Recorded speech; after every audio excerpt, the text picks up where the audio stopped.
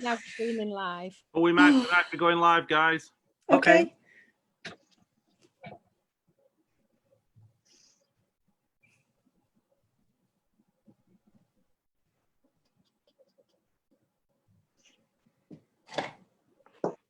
And you're live.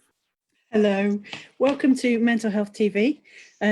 You are watching an experiment, so I hope you're ready for us. Obviously, we had lots and lots of plans in this year of the nurse and the midwife, and like everywhere else, those plans aren't possible now, but we didn't want to be focusing on the things that can't happen or that have to be delayed. We wanted to look at something that we could do that would be innovative and fun and actually bring us together as a community. So Mental Health TV is intended to be a place where we can talk about issues that are important for our communities. And bear in mind, there's not one mental health and there's not one mental health set of voices. So I'll introduce you to our team. So I'm Nicky Lambert. I'm a lecturer at Middlesex University. And can I introduce you to Vanessa? Hello, I'm Vanessa Garrity, mental health nurse. Do lots of different things in the mental health world. And to Mark? Hello, I'm Mark Brown. I do loads of different mental health stuff, and mainly I discover seeing myself far more these days on video, just look infinitely worried about everything all the time. And can I introduce you to Ben? I'm Ben Hannigan. I'm a mental health nursing professor at Cardiff University, and I'm also the chair of a group called Mental Health Nurse Academics UK. And in the background is Dave Monday, who I'm sure a lot of you know. And if you don't know, you will get to know, I'm sure. So he's doing backroom stuff for us today, but we'll all be swapping around and sharing this space. So what we want to be thinking about is having as many guests as possible, celebrating the links between all our different groups, anyone with an interest in mental health, and enjoy it kind of like a mental health family, like a learning community. So it's very experimental today. And what we're going to be talking about is kindness. And because it's part of Mental Health Awareness Week. And so can I just hand over to Vanessa just to talk a little bit about how people can get involved in these sessions? Hello, everybody. Thank you, Nicky. So as Nicky says, tonight's a bit of an experiment, but we hope that you will join us in our experiment and have a conversation with us. So we've all got lots of our own views about kindness, which we'll share, but it'll be much more fun if people join in with us. So you can join in two ways, really. You can either join in on Twitter, which is via the hashtag MHTV, that's MHTV hashtag, or you can join up on Facebook Live. We've shared a link, but you can also go onto the Unite MHNA Facebook page, and if you post any comments on the live stream after each question, I'll go through those comments and share them with the guests tonight, and we'll have some discussion about it. So we look forward to talking to you all, hopefully. Yeah, absolutely. So we'll probably be with you for about half an hour, 40 minutes, something like that. And we've got 5 questions we want to be thinking about as part of Mental Health Awareness Week. And I'm just going to hand over to Mark to give us a bit of an introduction and a few first thoughts on why kindness, because kindness matters is the theme for this week. Yeah, so it's interesting, isn't it? It's the Mental Health Foundation each year chooses a topic for Mental Health Awareness Week, and this year they chose kindness, which you would think is a subject that everyone will go, yeah, kindness, it's great, let's have more of it. It turns out kindness is a surprisingly contentious issue when it comes to thinking about mental health, and also when it comes to thinking about mental health professions as well. So kind of hopefully we're going to be exploring through our questions what this whole kindness thing means, and what it means in the context of the whole variety of different experiences of mental health, both experiencing mental ill health and distress and trauma, but also providing services that help people and support people. So shall I lead off with the first question? Sure. Does that sound good? Yeah, absolutely. So the big question is, why is kindness an important issue for health professionals? I'm not a health professional, so I should throw it to someone who is. Who wants to jump in? Okay. Shall I start and then we'll just go around? Yeah. So for me, I almost don't even think it's particularly to do with health professionals. I think it's to do with people generally, and I think 20 years as a mental health nurse, one of the things that you often find is that kindness is a little bit sneered at. In you know, we talk a lot about caring and compassion, I think it generally in nursing, but in mental health it can often be seen as something which is a bit soft, a bit weak sometimes, which is really disappointing. And I think because there are so many issues of power and control and things that mental health nurses need to think about, perhaps in a way more so than other types of nurses, that we should really be much more careful about how we talk to each other and how we talk to the people who surround us, you know, because it's very easy to be cynical, and you see a lot of nurses who kind of adopt this kind of pose of cool, and it's almost like a way of coping.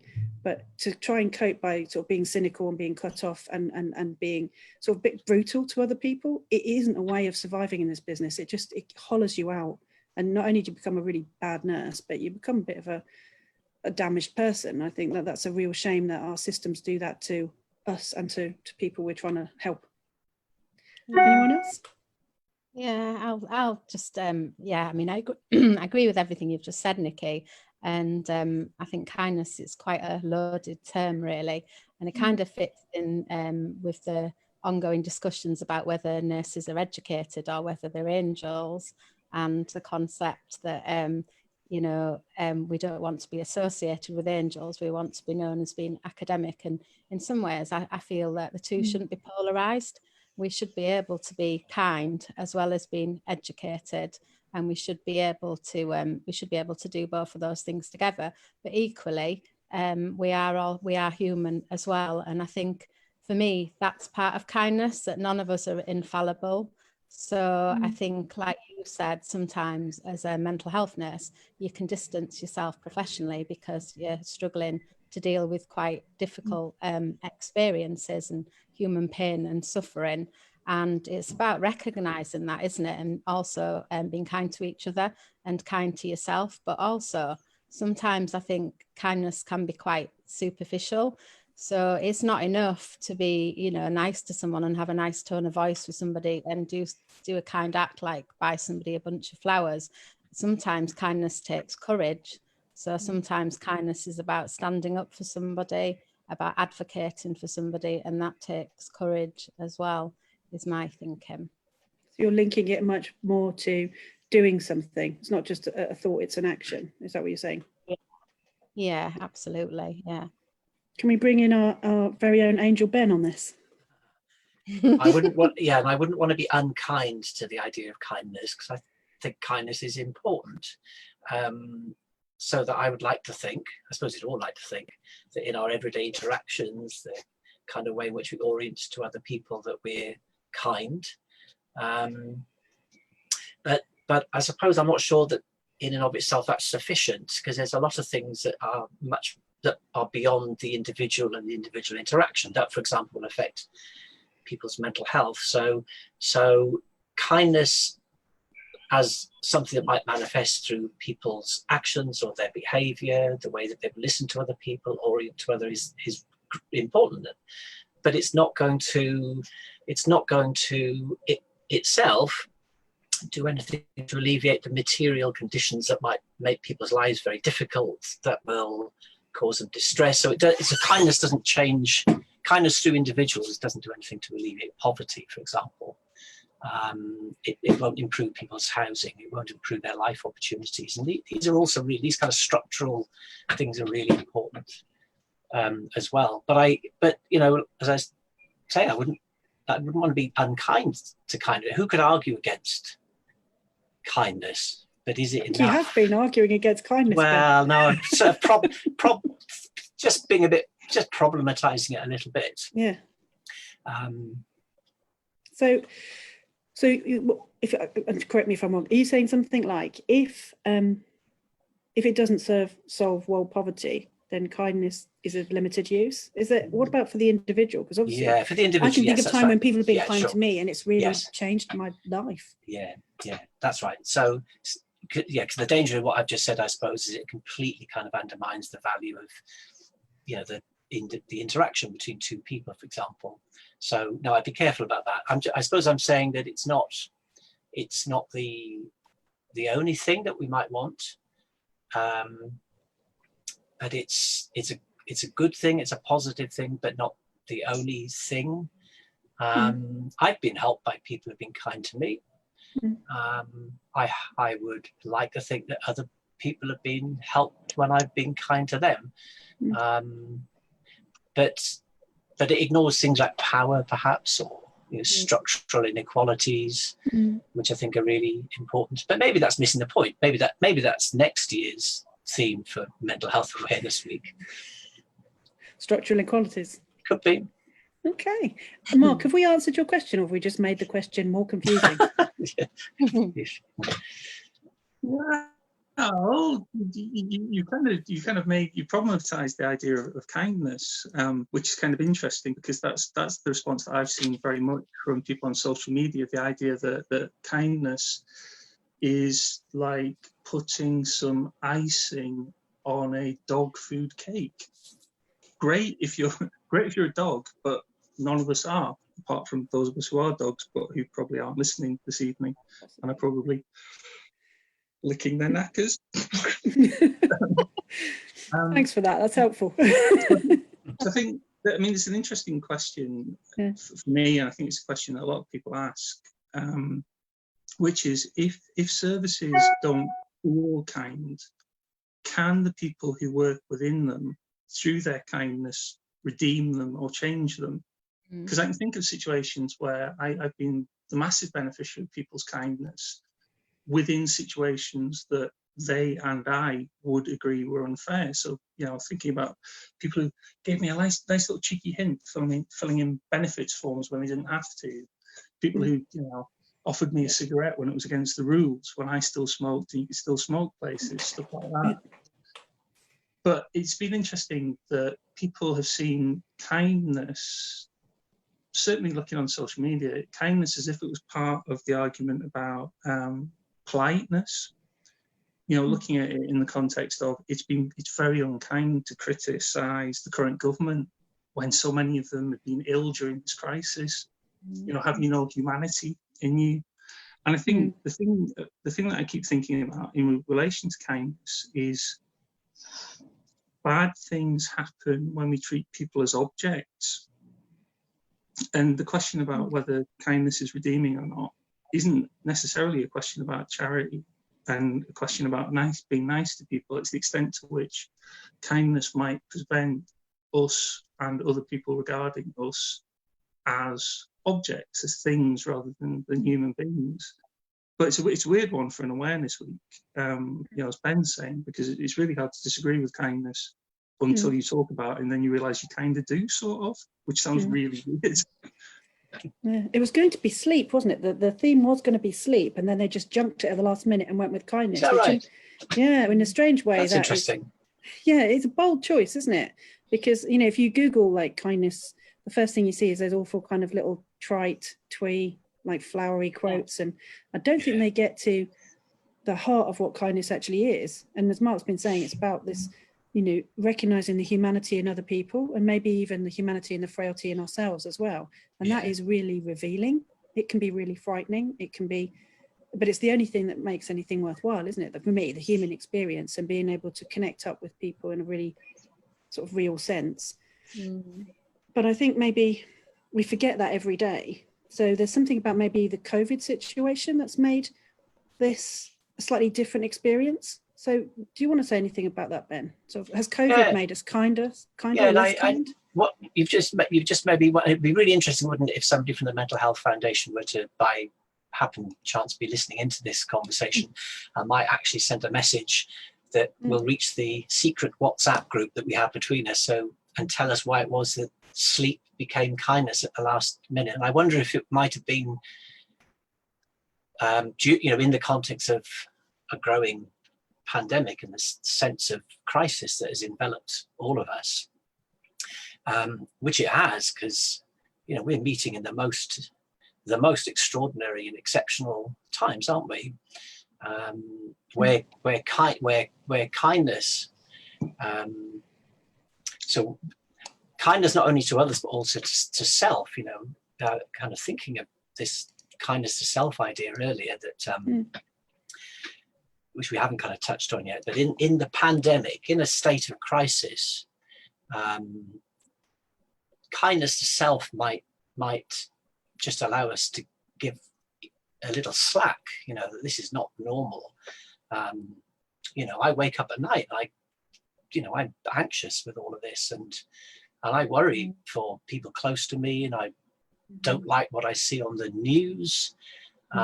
So maybe a version of kindness in the context of the pandemic is, well, given all of that, maybe I shouldn't be too hard on myself if I'm not kind of quite working at the normal intensity, or, you know, if I'm just not quite on my game as much as I might normally be.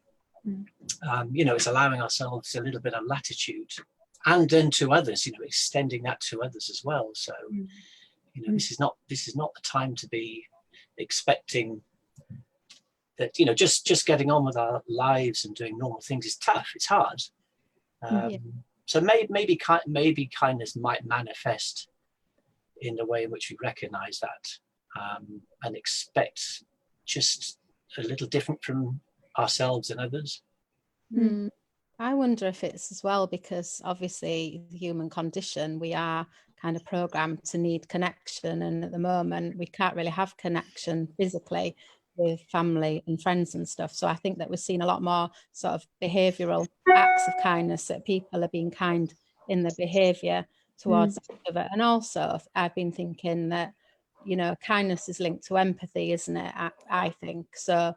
Kind of being able to put yourself in someone else's shoes and kind of understand through their eyes. Well, we're all connected by COVID, aren't we? So it's kind of happening to us all.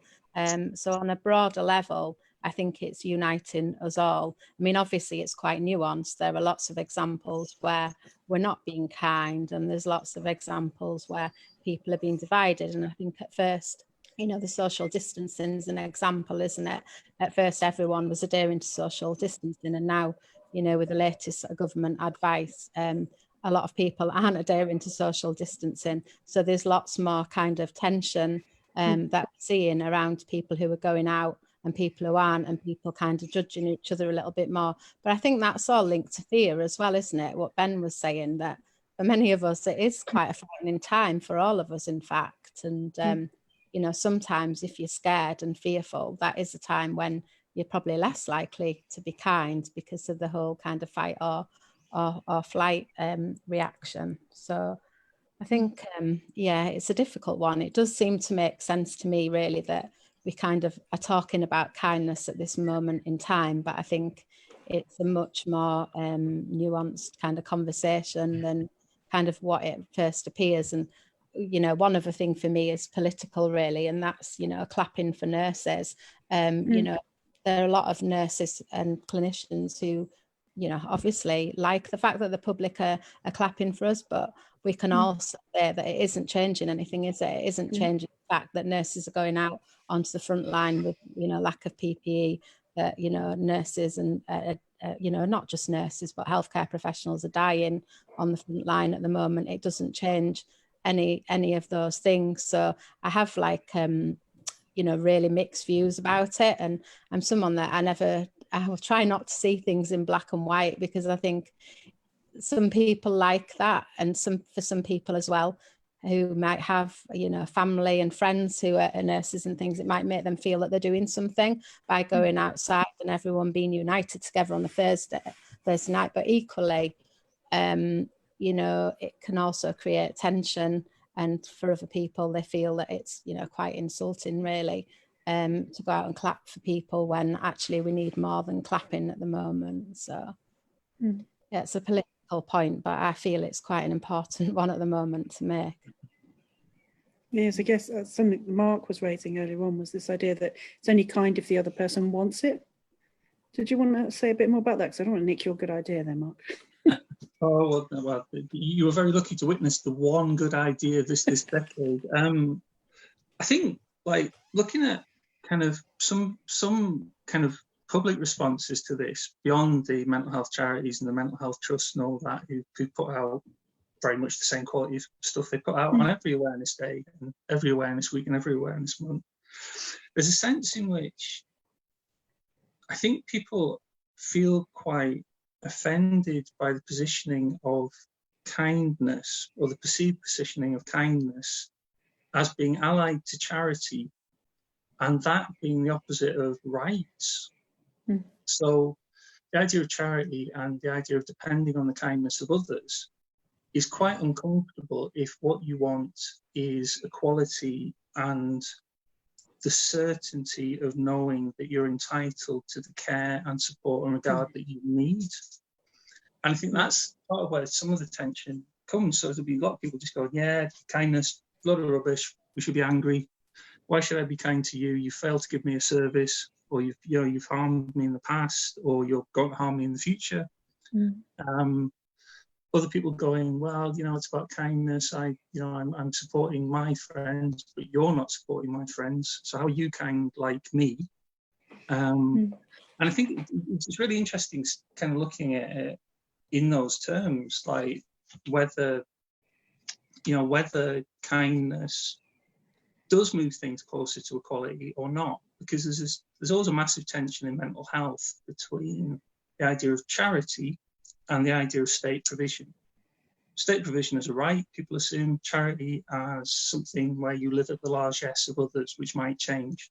Though of course we know from mental health policy also changes as government spending does and stuff like that.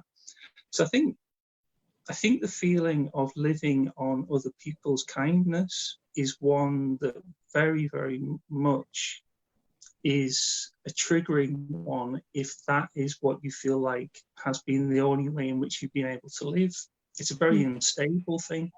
Like if someone has always, if you have survived because people have done you favours and have been nice to you, that either reaffirms that everyone's nice and you're very lucky and it's a wonderful world, or it increases the sense in which you feel massively precarious and that the rug might be pulled out from under you any time. So it's been really weird looking at people going, or it's been not weird, it's been interesting looking at people saying, I can't believe people are saying we should be kind to each other when some of us are incarcerated against our will, or some of us aren't getting services, or some of us are getting the wrong services.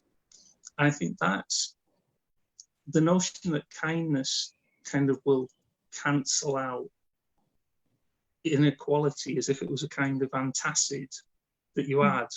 So the indigestion of inequality will be cancelled out by everyone being nicer. I think a lot of people find that very difficult to accept coming from people they perceive to be in a more secure position than themselves, if that makes any sense at all. It does, absolutely. It really copies what Ben was saying, yeah. Yeah, I think I think these are really interesting ideas, Mark. And I think it's a very precarious way, isn't it, to organise any healthcare system, including a mental health care system, if all it kind of has underneath it is well-meaningness, so that there are enough good people around to help others. I think that's definitely insufficient. Much better is to think of it as, in well-off, advanced, well-resourced societies, it is a right that people should have their needs met, and it shouldn't fall on the individual or the collective well-meaningness of people who choose through career choice, for example, to work in particular fields. It should be, that's not enough. That's not enough. It's I think people have a right to expect that their needs will be met, and that's beyond the well-meaning kindness that individuals may show, important though that is. So if all we have is charity, and if charity is contingent on people's willingness to give, then that's much more vulnerable. I think a system that is premised on that is much more vulnerable to collapsing. It's interesting is what we're getting there is the idea of kindness butting up against power, butting up against responsibility, and butting up against real structural inequality as well. I can remember one of the first things that somebody told me when I was a baby nurse that really sort of changed the way that I tried to practice was talking about letting people do things for you, letting people give stuff to you. Because when I first went round as a student nurse I was working in South London, someone tried to give me an apple, because obviously I looked much younger then. I think a lot of people thought it was like bring your kid to work day. And so like, the first 3 sort of social visits I did, one person tried to give me sweets, another person tried to give me an apple. And I was like, what's going on? And I was like, no, absolutely, I can't take, I can't take a gift. And the person I was with said to me, you need to really think about the fact that if you are trying to help other people, you've got to let them even the balance up. There's a big difference between accepting a car and being vulnerable with somebody and letting them do stuff for you and saying thank you. I mean, I'm sure we all know that one person who, if you compliment them, they practically have a meltdown. And you say, you look really nice, like, and you're like, oh dear, I seem to have caused some pain. But it's an interesting thing, isn't it? Letting people give us stuff, letting people be kind to us, because it really makes a difference to us on an interpersonal level. Yeah. This idea about kindness solving structural inequality, I don't think that's possible. But what I do think is the things that help us to be kind, to know who we are, what we want, to be able to think about what it's like to be somebody else and to be in their situation, those are the things that should be helping us to say social justice is an essential part of our lives. If communities aren't sharing in the good stuff, then we will only have problems. We will only have big problems and personal sadness. So I think it's an interesting, maybe it's a prompt, maybe kindness is a prompt, it's a way, it's a glue, like politeness is, rather than a thing in itself which makes everything okay. Maybe it's a thing that helps us just get things moving along. You've also made me think, Nicky, your examples of being offered sweets and apples, there's something about reciprocity, that, mutuality, so that this is how we get on. This is the stuff of being human, isn't it? That we're social creatures, which is kind of why it's so difficult not to be able to do all of that. Thank goodness for Zoom and all the rest of it. I mean, whole days of it is really hard going, but I'd rather have it than not have it. We not in the normal kind of course of events, we give and we receive. So it's good. It's fine. Take the apple. Take the sweet. We'll have another story as well. How about this? I was in the queue waiting to queue up for some vegetables, rarely, as I happened to be doing that. And there was a lady in front of me, a young lady who was really very sweet, and then an older guy behind me, pensioner. And the young lady who was French turned around and said to the gentleman, would you like to come in front of me? Because, you might not want to be out right now. And I thought, what a sweet gesture. And he turned around and he said, I'm not dead yet. Okay. That was unexpected. And my first thought was, what an arse, which is, I think, probably most people. And then I just thought, actually, can you imagine how frightened he must be? How frightened he must be, and how that must be on his mind, and how it's putting this experience of COVID, because it's invisible, because there's lots of things about it that make it very frightening. The fact that what people are living with in terms of their sort of strain and stress. We did sort it out. We had a conversation between all of us, but yeah, it was a really interesting response. And my response to him for being ungrateful was something I had to rethink, actually. For reasons I can't quite explain, that's reminded me of when people first started offering me seats on trains, when trains existed as a thing that I used to get on, and which was sometime before the middle of March, and I hope to return to them one day. And so I didn't say, what do you mean? I'm perfectly capable of standing up. But so I didn't say that. But it was a strange. So that was an offer of kindness to me as an older person. So my thoughts were mixed. First of all, was I really need to shave my beard off because I am not as old as I look. And don't they know that I'm quite capable of standing? And then all at the same time jumbled up in my head that was a really kind thing. That's a very thoughtful thing that somebody's offered me. It's small in the grand scheme of things. But I've noticed, if I must have noticed it because I've remembered it, hold it back from my memory. It is again that thing. It's only kind if you want it. Yeah, there it is. Yes. Mental as well. I think you're making me think about like invisible disabilities, really. And whilst pregnancy is not a disability, I remember, being pregnant and, in the early stages of your pregnancy when you feel really rough and you're being sick all the time and you're exhausted and you want a seat, then you can kind of get sideways glances for sitting down when other people are seen as more kind of worthy of that seat. But then later on in your pregnancy, when you've got an obvious bump, everybody moves out of the way for you to sit down. And I think it's the same two things. One is with disabilities. So for example, you know, when you see people looking down the nose at people using disabled toilets because they don't have an obvious disability, like you know, being in a wheelchair.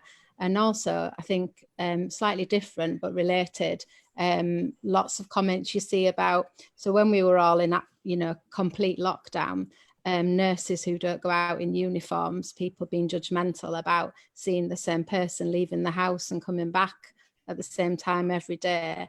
And that kind of sense that the only people who should be allowed out are doctors and nurses in uniforms, and, you know, people making judgments about other people without knowing the situation. So I think there is something about so people understanding that, you know, we don't always know what's going on in other people's worlds, and, you know, sometimes making judgments about people without kind of knowing the full picture. And really it links back to Nicky's original point about kind of universal kindness, really, and everybody deserves kindness. It's not limited to certain people. Did we get to an end point of whether COVID made us more or less kind? I'm not sure, but Well, that's a very, if you want a yes or no, you're not going to get that from me, Nicky. It's more complex than that. I feel like we should share some of the online comments, because we've had a lot of comments. Oh, right, yeah, come on. Oh, great. Online. So I'm just going to go through, I'll go through some, and then I think we carry on talking, and then I'll go through some more. There's quite a lot. So the first one is kindness takes courage, from Rebecca Bevington. People views on that. I think that led to the first part of our conversation, really. And then there's been a lot of criticism of CAMS services, so children and young people's mental health services, on Twitter today. Although many of the criticisms seem kind at their core, do you think that there could be more done within the academic sphere to improve the services for service users? So that's another comment. And then we've got kindness is important for two reasons.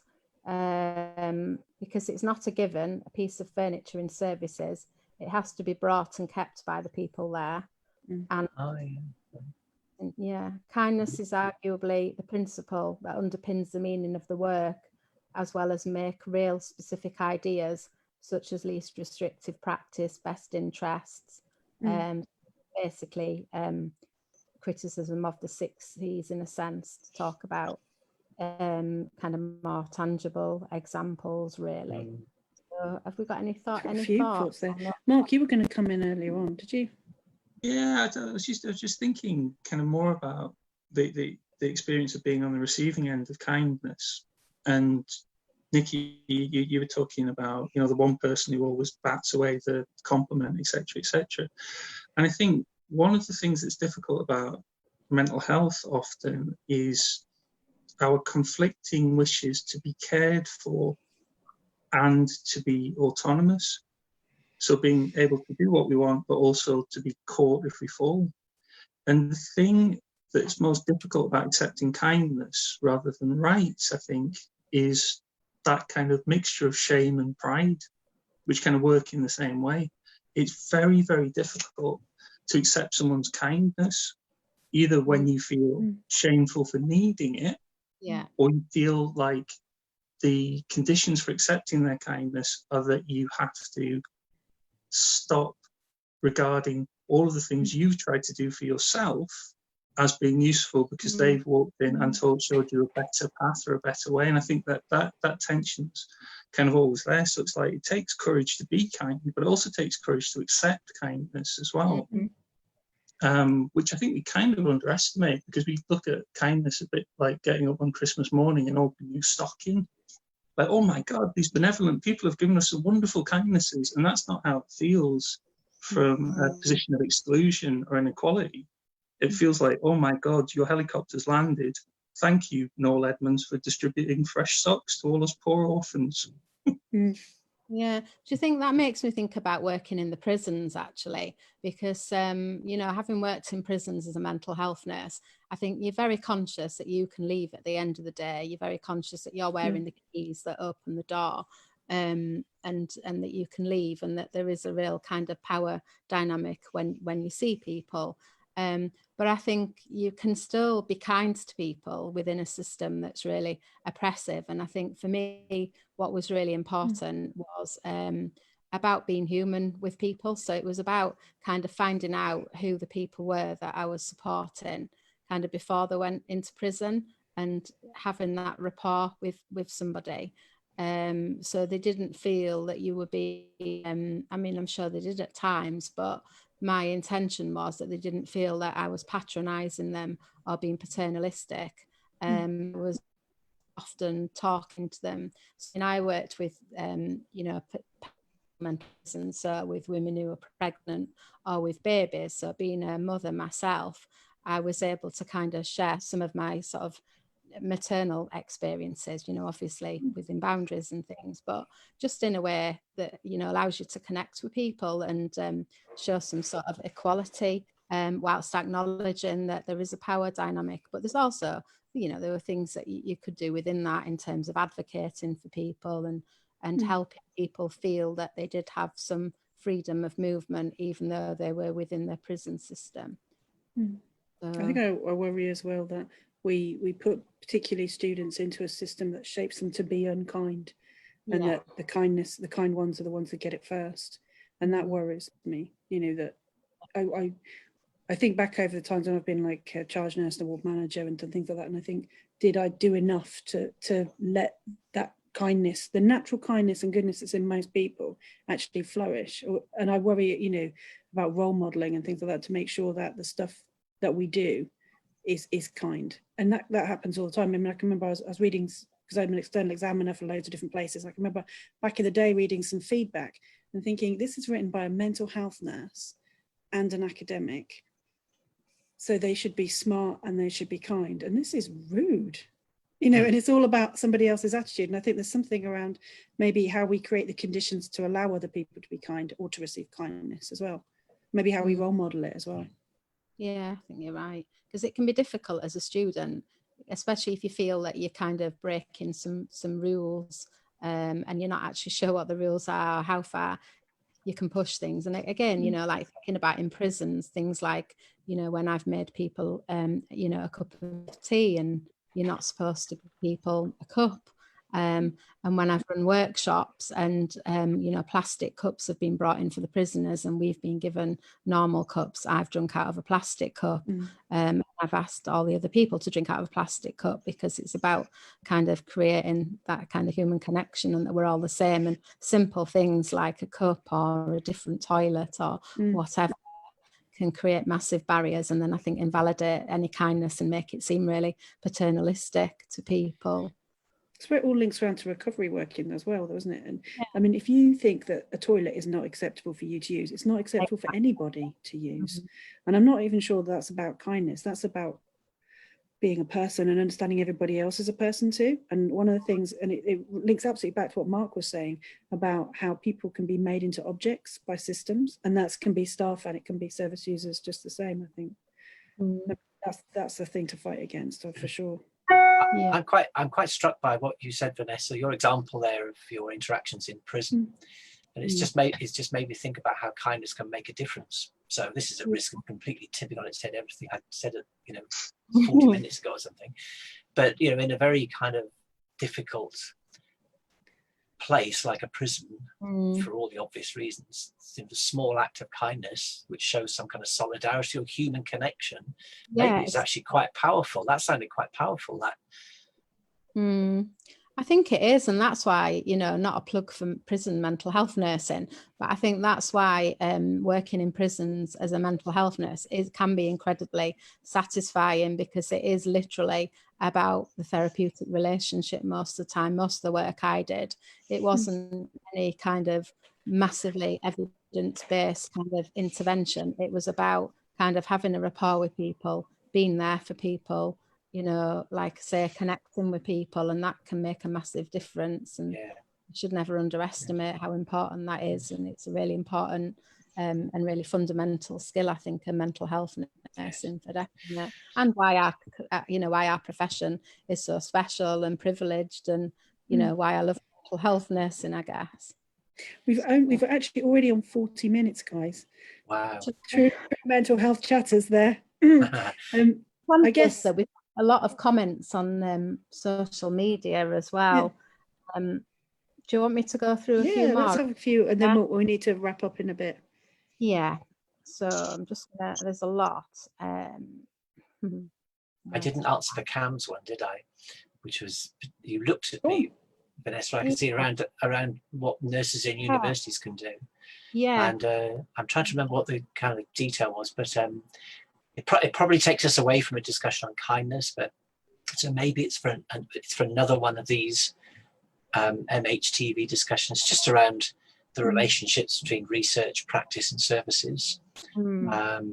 So maybe it's an idea for the future. And before we kind of wrap everything up, it would be good to say a few things about how to share ideas for future episodes of MHTV. So maybe that particular question is one that we could hang on to for later. Yeah.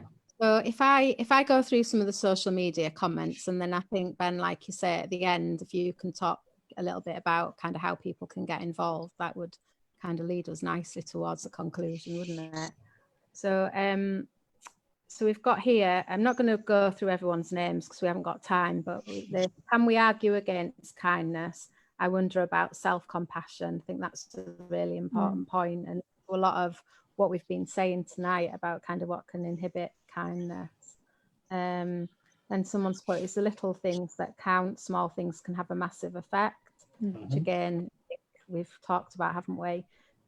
We go through massive peaks and troughs of kindness and unkindness, especially on social media. We're in a peak at the moment towards NHS staff, but does this massive outpouring of sentiment hurt or help? Which I think links kind of our discussions earlier, doesn't it? We've put, it says, also we need to remember to be kind to ourselves again. We've got, it's important to avoid the tendency to use value terms like kindness as uncritical, innate, personal, whereas it's a faculty that can be cultivated and used critically to challenge and subvert. And we've got another one on self-care. So self-care is coming across quite strongly. Maybe it's easier to talk about non-kindness, to recognise kindness in the everyday. Sometimes it can take conscious effort. A comment for Mark, the politics of giving, receiving kindness and individual expressions, perceptions are so vast and varied. Something about designing for kindness and equality in the systems. Again, about being kind to others.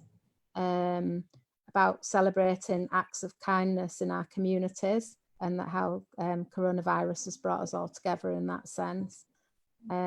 Living on challenge, this is for Mark again, living on charity of others when you want equality, complex in motives and perspectives of giver. We've got kindness is challenging, there's a balancing act between resilience and abruptness and misinterpretation. And then we can't go through them all, there's too many, but this one here is really interesting because in the old days we took patients' clothes home to wash them sometimes when needed. There are many barriers to kindness now. Disabled toilets are disability access, not disability only. And yeah, that's more or less it. Sounds like we're going to be looking at a lot of social media after this is finished and then tweeting back to people and things. Can I come to Mark, though, about social media and kindness? Yeah. What would you like to know? It's terrible. No, it's funny, right? Because we keep saying, oh, we've all come together during this COVID-19 thing. Physically, we haven't. Yeah. This is the really weird thing. Like, physically, there have been less of us on the streets to do unkind things to each other. Unfortunately, there's more of us at risk in our own homes from unkindness, but also more of us in our homes that are, you know, there for the possibility of kindness. So I think, like, the thing about social media is it's brought together lots of people who would never otherwise have met, which massively multiplies the possibility for people to be kind to each other, because we see that every day. And it massively multiplies the opportunities for people to be horrible to each other. You know, it's like, you know, Andy Warhol said that, you know, in the future everyone will be famous for 15 minutes. And, you know, social media age is we will live in a condition where we can be loved and hated by complete strangers. So has it made us more unkind? Who knows? Who knows what people used to say to each other when there was nothing, there was no, you know, external record of it. I think it reflects us. I also think, you know, there are particular things about social media that have very strong effects in one direction or another, but that's a really different conversation, I think, to this one. But it's amazing, like, it's amazing to be able to contact someone you've never met who did something for you that you liked or changed something for you, dropping them a tweet saying, you know, thank you for that thing that you did 30 years ago that made a massive difference to my life. And, you know, similarly, it's really horrible when someone drops you a line to say, I hope your bum falls off and you are a knobber. So it's kind of like, yeah, it's the closeness of it. It collapses distance and it collapses the spaces between people. And that has, that, you know, that can be both a positive and a negative thing. But yeah, it's made horrible people able to be more horribler. It's kind of industrialization of horribleness, but potentially industrialization of kindness as well, as a kind of home cottage industry you can do from your kitchen table. Do you know, I think that that's very true of COVID, you know, because when it first started to kick off and things started to get scary and difficult, the people who were nice turned out to be super nice and thoughtful and kind. And the people who were always a tiny bit self-focused seemed to be distilled down to their kind of essence. Like, okay, but I guess that's, you know, it's about, maybe these things are mirrors to ourselves or amplifiers rather than anything that changes our nature particularly. But I guess that means that you have to practice, and you practice kindness, don't you? It doesn't always come naturally to you when you're knackered and when you're fed up, when you're bored, when you're tired. But then that's when you take that moment, isn't it, to actually practice it and try and get better at it. We should probably think about each of us getting a chance to say one last thing, maybe thinking about what we can do in terms of, in response to this kind of matters. So can I start with Ben? So you want me to say something about kindness, particularly, Nicky? Just any last thoughts on kindness and how people can maybe get involved in the conference that was. Oh, I'll certainly say that. Okay, thank you.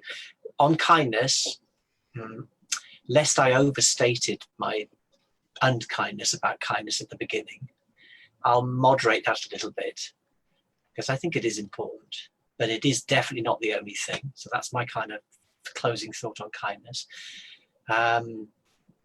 So it's really good to know lots of people with ideas and creativity and energy. So I'm looking here now at Dave, you're seeing Nicky and Mark and Vanessa. So for making MHTV happen. So so this is a really interesting collaboration, isn't it? So it's Unite Mental Health Nurses Association. It's the We Mental Health Nurses community. It's Mental Health Nurse Academics UK and the International Mental Health Nursing Research Conference. And I might have missed people already. And it's also, isn't it, an open invitation to other people who want to be part of this as well? So other organizations and definitely individuals. So there's a list, isn't there, of I like the use of the word episodes here, actually. I've noticed that. I got that. It's a TV thing, isn't it? So there are future episodes already scheduled, and I think they're on the Eventbrite link and the Facebook page, which have been advertised via Twitter. And so, Nicky, you and I know, and a few other people know, that there were something like 30 abstracts, weren't there, submitted to what would have been the International Mental Health Nursing Research Conference, which is a long history, goes back to the middle of the 1990s. So there were 30-something abstracts for the conference that would have happened on June the 11th in, Nicky, your normal workplace, when you're not in your kitchen. In a box. Yeah, in a box, yeah. So at Middlesex University. But, so we kind of need to do something about, as a conference committee, about those abstracts. And so we need to circulate them, and we need to make contact with people who submitted them, and probably invite people to, if they want to, to bring their ideas that they would have spoken about in person at Middlesex on June 11th through an episode of MHTV. So that's one thing I think we're going to do with abstracts already submitted for what would have been a fairly kind of traditional type of conference, which now can't take place. And then the other thing, of course, is to advertise for ideas. So I think that so Dave has created I don't think it's gone live yet, perhaps, but there's a form of words, isn't there, and a link that I'll certainly publish it on the Mental Health Nurse Academics UK website, and it will have it will include the invitation to people to send their ideas to be part of one of these. I think at the moment there'll be emails to Dave, won't they? That's a lot of emails going to be going to Dave, I think. And then is the idea that there'll be a bit of a heads together and see maybe some theming of ideas and bringing people together around particular topics or areas, something like that.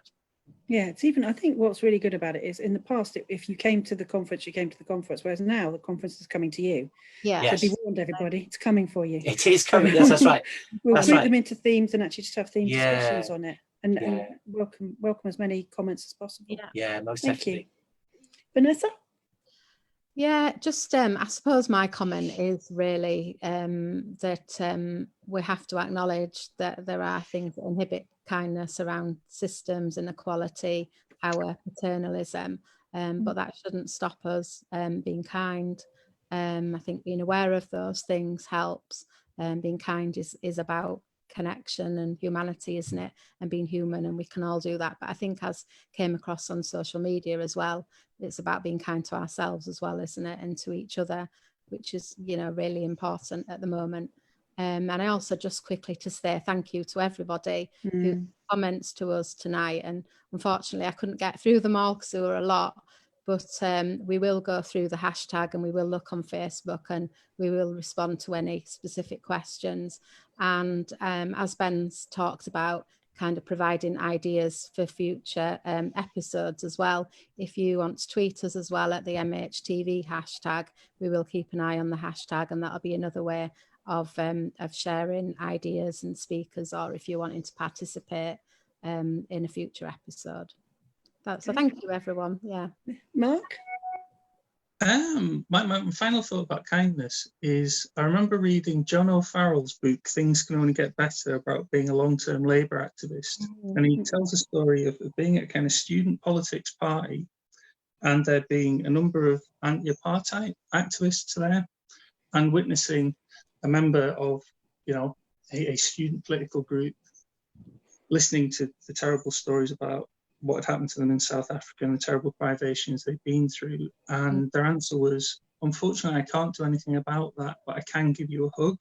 And as a younger person, I thought this was an amazing example of hypocrisy. But as I've got older, I've kind of wondered a little bit about whether the person offering the hug was actually right in that situation. So I'll leave it all to everyone else to decide whose side they would have been on. The cynic saying that's a terrible answer to, a long history of terrible oppression, or a nice human gesture. But thank you for having me. I like the fact that we've talked ourselves around. This is so mental health. We've talked ourselves around. We've told a lot of stories. Not sure we're further on, but we've certainly had quite a lovely time. So I've been in this box now for 7 weeks, hardly getting out. So I am really, really pleased, actually, because I couldn't have done it without people being kind to me, and so many people have. We're going to finish up now. All that's left to manage is our graceful dismount. Watch here. Dave will be turning off the stream as soon as we've said goodbye. So thank you very much for everyone who's participated. This is a work in progress. We'd love to have your feedback as much as anything else. Any last words for everyone, or should we just goodbye? Just thank you, everybody. Yeah, Thank you very much. Goodbye. Bye-bye.